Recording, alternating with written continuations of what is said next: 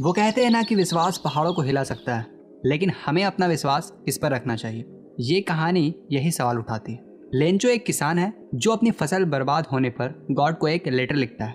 उस लेटर में Lencho God से 100 पेसोज मांगता है। तो क्या लेंचो का लेटर गॉड तक पहुंचता है? क्या गॉड उसे पैसे भेजते हैं? सोचे कि आपके पास इन सवालों का क्या जवाब होगा। यहाँ पर पेसोज लैटिन अमेरिका की करेंसी बताई गई है। जिस तरह से इंडिया की करेंसी होती है रुपी, उसी तरह से लैटिन अमेरिका की करेंसी होती है पेसोज। और इससे पहले कि आप इस कहानी को आगे देखें, ये कहानी कितना इंटरेस्टिंग है आप गेस कर सकते हैं।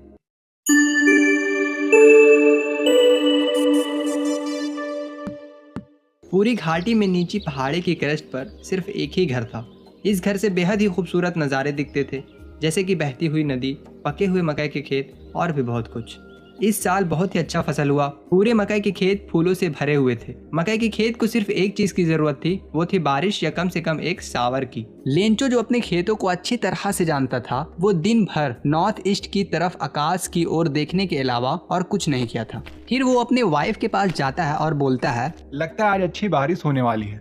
उसकी वाइफ जो रात का खाना बना रही थी, वो खाना बनाते हुए बोलती है, हाँ, अगर गॉड ने चाहा तो जरूर बारिश होगी। उसके बड़े लड़के खेत में काम कर रहे थे और छोटे लड़के घर के पास ही खेल रहे थे। फिर लेंचो की वाइफ ने सबको खाना खाने के लिए घर के अंदर बुलाई। अभी सब खाना ही खा रहे थे, वैसे ही बारिश के बड़ी बड़ी बूंदें गिरने लगी, जैसा कि लेंचो ने प्रेडिक्ट किया था। नॉर्थ ईस्ट में बादलों के विशाल पहाड़ आते हुए देखे जा सकते थे। हवा ताजी और मीठी थी। लेंचो बारिश को महसूस करने के लिए जब वो बाहर गया तो उसने कहा, ये आसमान से गिरने वाली बारिश की बूंद नहीं है, ये नए सिक्के हैं। बड़ी बूंद 10 सेंट है और छोटे 5 सेंट है। एक खुशी के साथ उन्होंने पके हुए मकई के खेतों को उसके फूलों के साथ देखा, जो कि बारिश से घिरा हुआ था।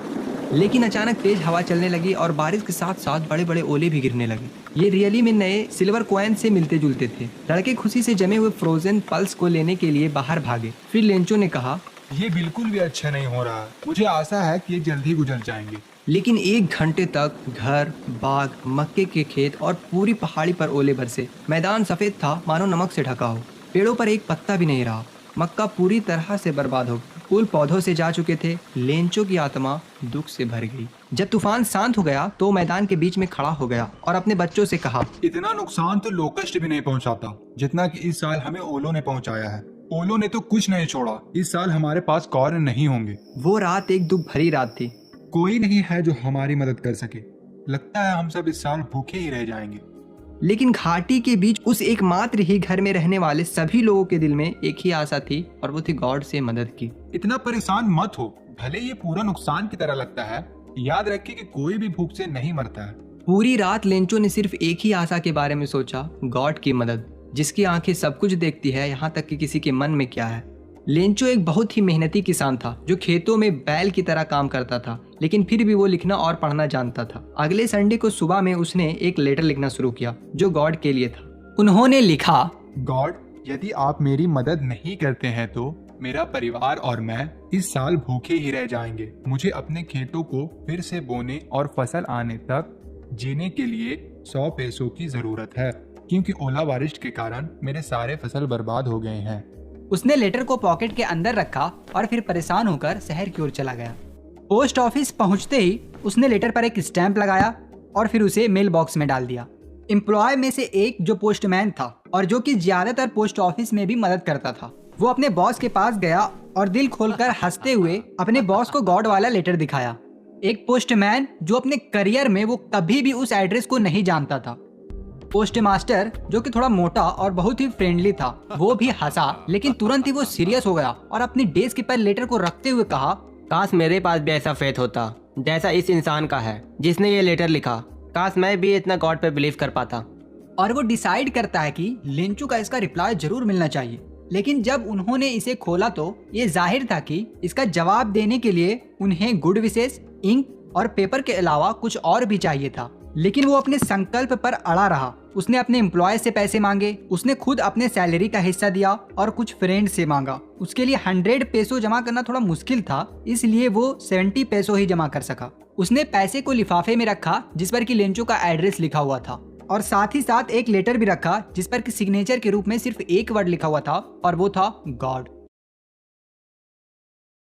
अगले संडे लेंचो थोड़ा पहले ही पोस्ट ऑफिस पहुंच गया और पूछा, सुनो, क्या मेरे लिए कोई लेटर आया है?